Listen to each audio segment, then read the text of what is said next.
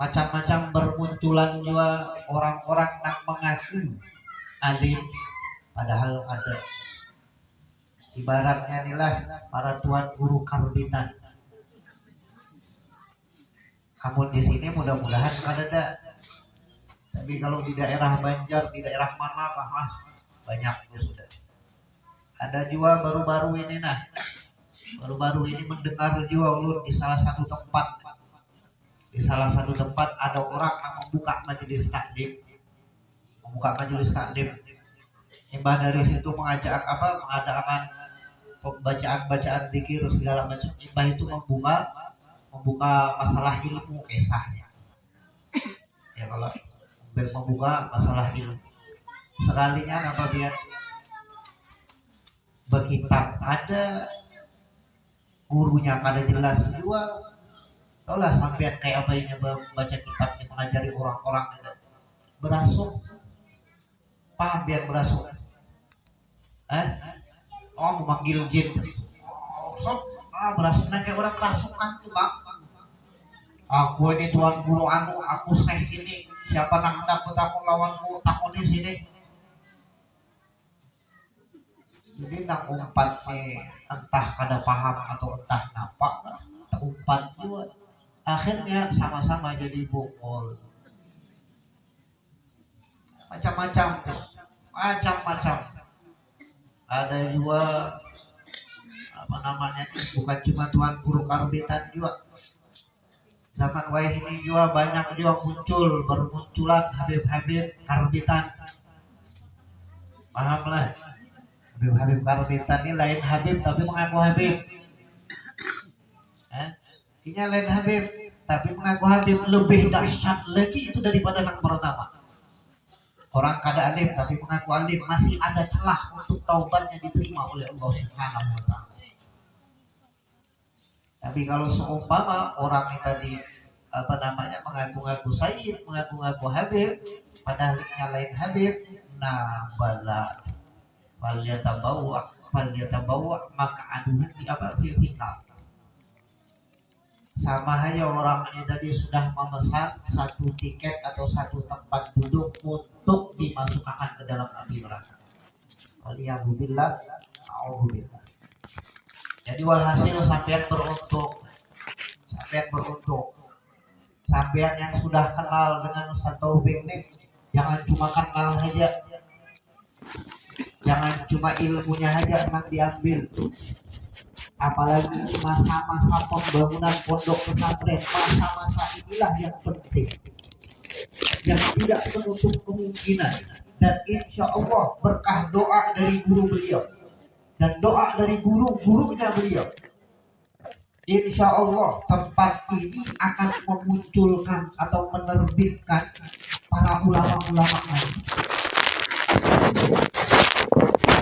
Tidak doanya guru beliau insya Allah makbul. Doanya Sayyidina Habib Umar insya Allah makbul.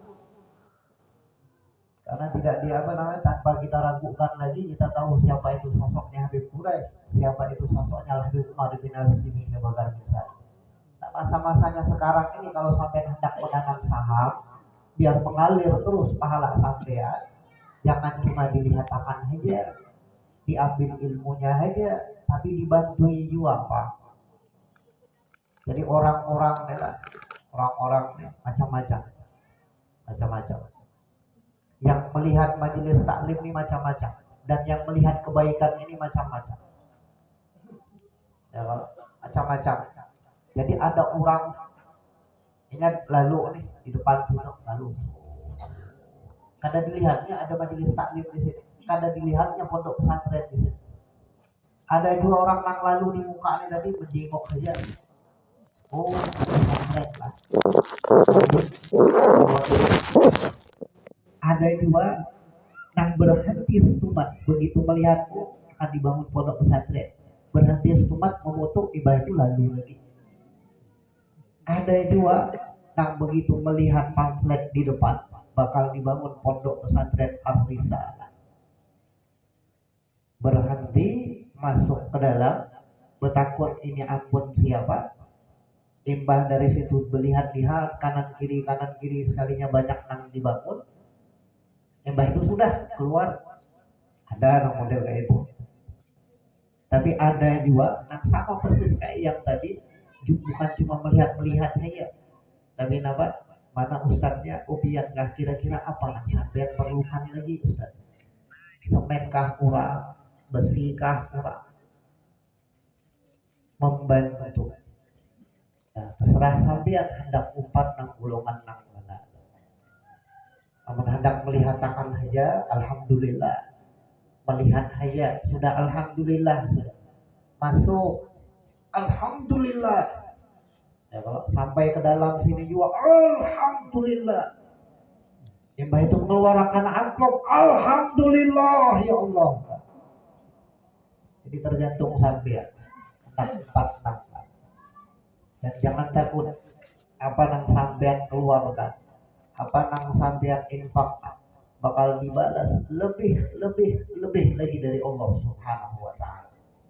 Karena majelis taklim, karena tempat ini bakal didirikan, bakal ada di tempat ini manbaul khair wa manbaul ilm, sumbernya kebaikan kena nanti di sini. Kenapa? Karena di sini manbaul ilm. Karena di tempat ini akan banyak orang-orang yang belajar dan mengajar tentang masalah ilmu. Kalau yang sudah ada di suatu tempat, ujar baginda Rasulullah sallallahu alaihi wasallam, "Fa idza marartum bi riyadil jannah farta'u." Diperintah dari baginda Rasulullah sallallahu alaihi wasallam. Duhai sampean, duhai umatku, duhai sahabatku, di saat itu baginda Rasulullah sallallahu alaihi wasallam memandahkan sahabatnya. Duhai sahabatku, idza marartum bi riyadil jannah. Duhai sahabatku, kalau sampean di jalan ketemu dengan taman-taman surga, farta'u, masuki. Jangan dilihat tangan saja, masuki di situ tuh. Bingung para sahabat, ya Rasulullah, bagaimana kami ini hendak masuk ke dalam masuk ke taman surga, sedangkan kami ini masih hidup.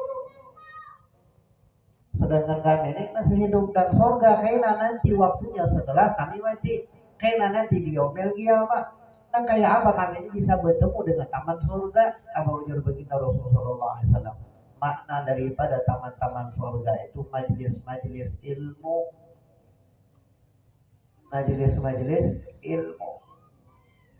mana kalau sudah di suatu tempat ini tadi dibahas tentang masalah ilmu, kemudian di situ ada juga yang berzikir, ada juga yang memuji baginda Rasulullah Sallallahu Alaihi Wasallam, luar biasa itu sudah manfaatnya untuk tempat tersebut dan untuk orang-orang yang sekitar, begitu juga orang-orang yang datang ke tempat tersebut. Karena di tempat tersebut Allah Subhanahu wa taala akan menurunkan rahmat. Allah Subhanahu wa taala akan menurunkan ketenangan bagi siapa-siapa yang datang ke tempat itu. Maka yang kita cari ini ayohal ikhwan, yang kita cari harapan kita ini, hendak selamatnya cuma satu. Dapat rahmatnya Allah Subhanahu wa taala. Kalau kita dapat rahmat Allah Subhanahu wa taala, dunia sampean beres, akhirat sampean beres.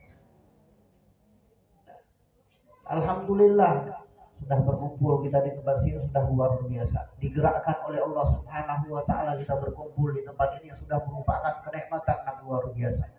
Terutama di waktu asar luar biasa. Luar biasa. Ditambah lagi juga banyak para habaib yang hadir di tempat ini. Banyak juga para habaib yang mengenal Ustaz Taufik, yang dekat dengan Ustaz Taufik, luar biasa.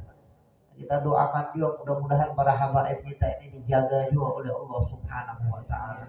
Mudah-mudahan juga jangan sampai Allah mengharamkan kita mendapatkan keberkahan dari mereka, sehingga kita dapat juga keberkahan dari datuk-datuknya. Amin Allahumma amin.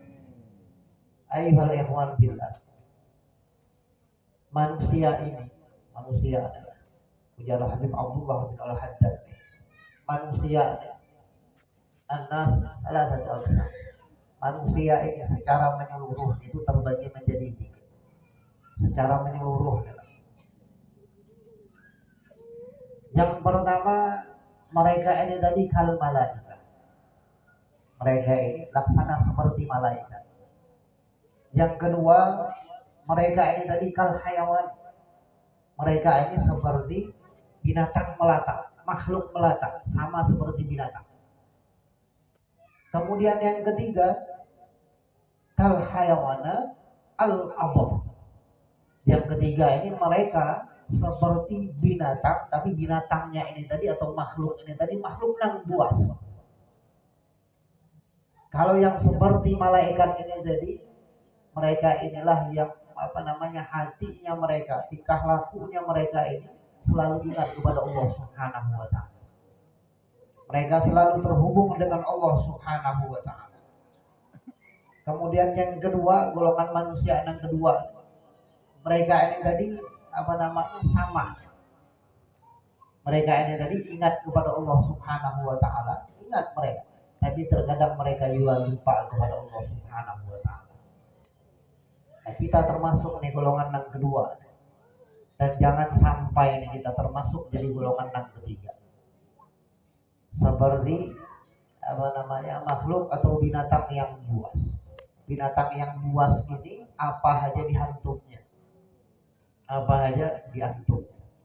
Mau itu tadi merugi akan orang, mau itu tadi melanggar syariat agama, melanggar hukum kah, kada peduli. Halal haram yaitu 3H patokannya. Halal haram hantum itu sudah. Halal haram hantam itu sudah. Kada peduli. Kada peduli mau halal kah, mau haram kah, hantam itu Pak. Mau halal kah, mau haram kah, hantum tuh Pak. Siapa saja. Jangan sampai kita termasuk golongan yang ketiga. Minimal kita ini tadi dijadikan oleh Allah Subhanahu wa taala dan berusahalah untuk menjadi golongan yang kedua, itu minimal. Namunnya kawa ya golongan yang pertama, kal malaikat. Hatinya selalu terhubung dengan Allah Subhanahu wa taala dan di mana-mana pun selalu ingat akan Allah Subhanahu wa taala. Lebih lanjut juga ada salah satu salafus saleh mengatakan An-nas khamsatu aqsam wa khamsatu ajnas. Secara menyeluruh juga, ini lebih detail lagi. Manusia ini sifatnya mereka tentang dunia ini atau kehidupan mereka ini tadi terbagi menjadi 5. Yang pertama, yuhibbunal akhirah aktsar min hubbud dunya. Mereka mencintai akhirat. Tapi mereka juga mencintai dunia. Tapi cintanya mereka kepada akhirat lebih besar daripada cintanya mereka kepada dunia. Ciri-cirinya mereka. Kira-kiranya sampean hendaklah jadi bagian yang pertama ini.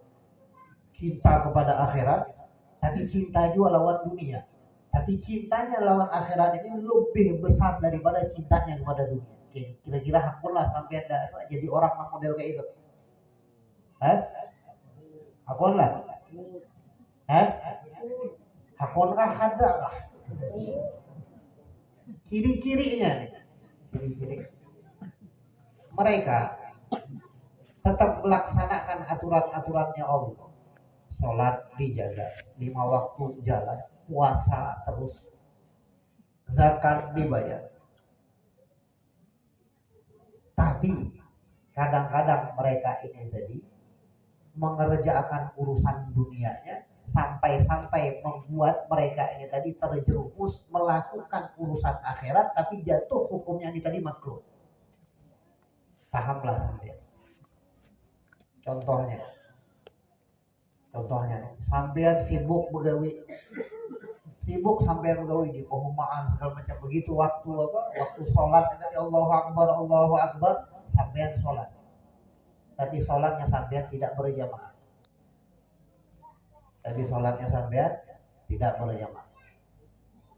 Begitu juga sampean ini menggawi atau kehidupan sampean nih, entah itu makankah, entah itu minumkah, berdagangkah atau apakah, lebih sering mengerjakan hal-hal yang makruh daripada hal-hal yang sunnah.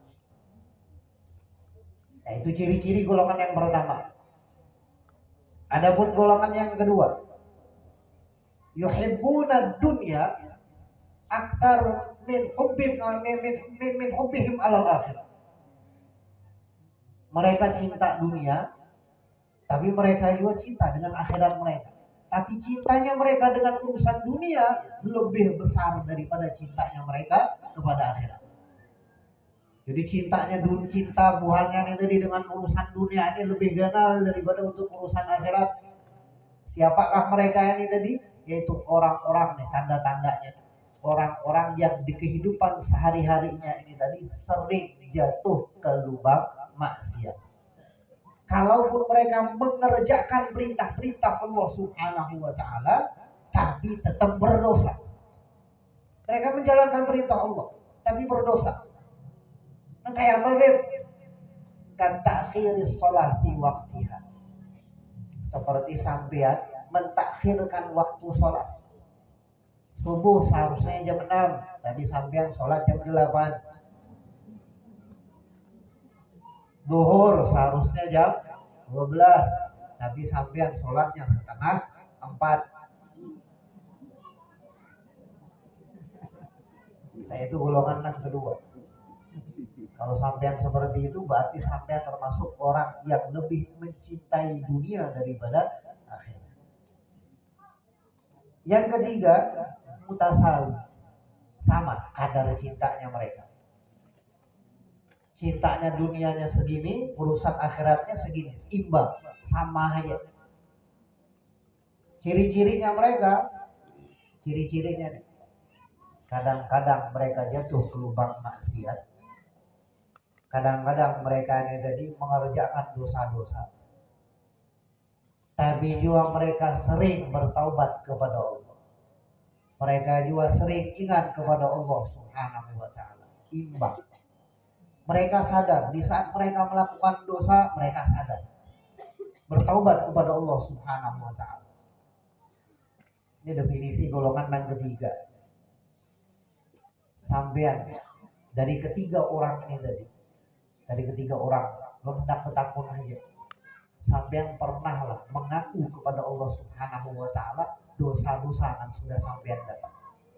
Dosa-dosa yang sudah sampean kerjakan ini. Seumur hidup sampean pernahlah sampean duduk bersimpuh di tengah malam menghadap Allah menangis mengaku salah kepada Allah. Pernah? Sekali aja. Sekali pernah lah. Yakin pernah.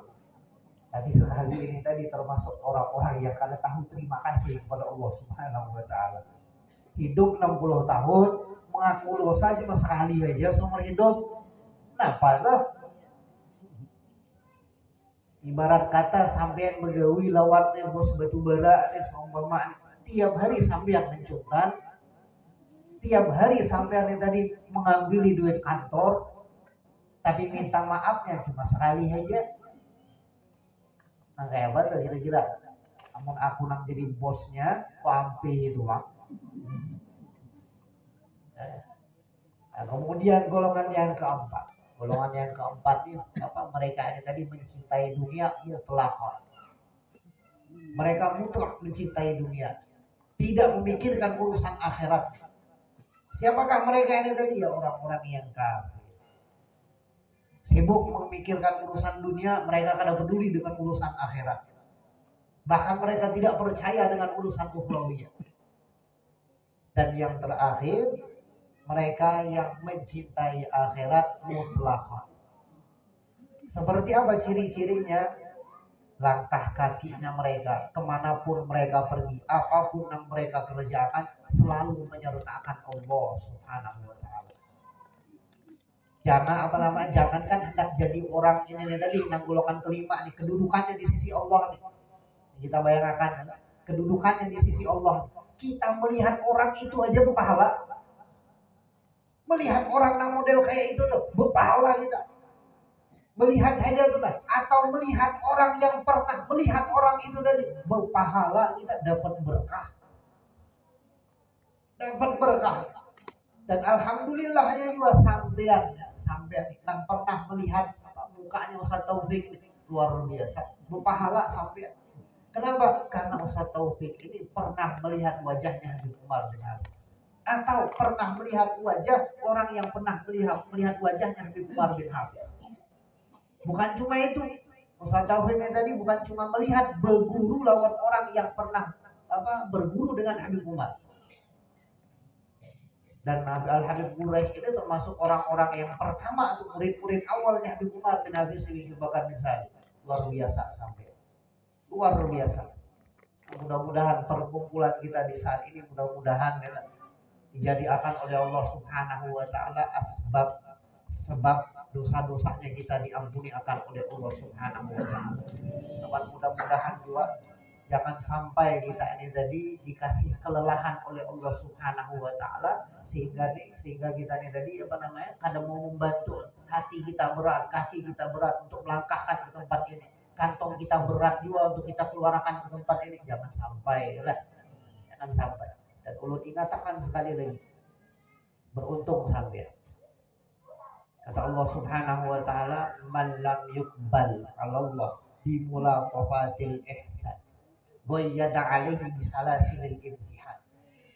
Siapa orang yang tidak menerima apa yang datang dari Allah Subhanahu wa taala dengan cara yang baik dari Allah memberikannya tadi dengan cara yang baik, sampai disuruh berparah kepada Allah dengan cara yang baik oleh Allah. Contohnya, di sini ada tempat majelis taklim, manbaul khair segala macam, atau di higa rumah sampean ada majelis taklim, ada orang alim, ada habaib. Tapi sampean kada berparah, kada sampean ambil. Sampean dikasih waktu nih, sampean kada ambil. Kalaunya sudah seperti itu, kada mau kita nih tadi menerima apa yang Allah berikan kepada kita nih. Padahal Allah memberi kita tadi dengan cara yang baik, untuk mengingatkan kita nih tadi dengan cara yang baik. Maka jangan salahkan karena nanti sampean akan disalahkan Allah untuk memparah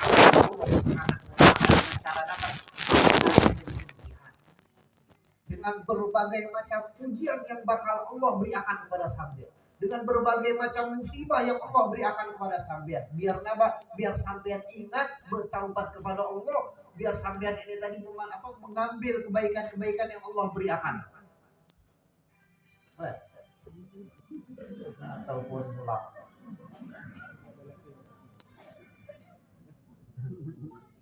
Jadi walhasil mudah-mudahan Allah Subhanahu wa taala menjadikan perkumpulan kita ini perkumpulan yang dipenuhi dengan keberkahan dari Allah Subhanahu wa taala. Mudah-mudahan juga hubungan kita dengan Allah Subhanahu wa taala semakin ke depan akan semakin baik dan diberikan kesempatan yang lebih baik lagi oleh Allah Subhanahu wa taala. Mudah-mudahan juga kita doakan kepada Ustaz Taufik sekali lagi, sama-sama kita doakan mudah-mudahan Allah memperlancar semua urusan beliau. Mudah-mudahan juga Allah membantu orang-orang yang membantu Ustaz Taufik. Donatur-donaturnya tadi dibantu juga oleh Allah Subhanahu wa taala. Dosa-dosanya juga diampuni akan oleh Allah Subhanahu wa taala. Amin Allahumma amin. Apabila ada salah kata ulun minta maaf, salah tingkah ulun minta maaf juga, berelaan sama-sama lah.